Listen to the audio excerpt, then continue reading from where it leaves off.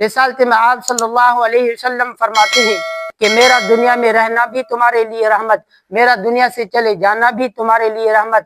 آپ کا اس دنیا میں رہنا ہمارے لیے رحمت ہے۔ وہ اس طرح کہ اللہ تبارک و تعالی نے فرمایا وَمَا كَانَ اللَّهُ لِيُعَذِّبَهُمْ وَأَنْتَ فِيهِمْ، اے میرے محبوب آپ جب تک ان میں موجود ہیں میرا وعدہ ہے انہیں عذاب نہیں دوں گا۔ لیکن اللہ کے رسول نے فرمایا میرا دنیا سے چلے جانا بھی تمہارے لیے رحمت۔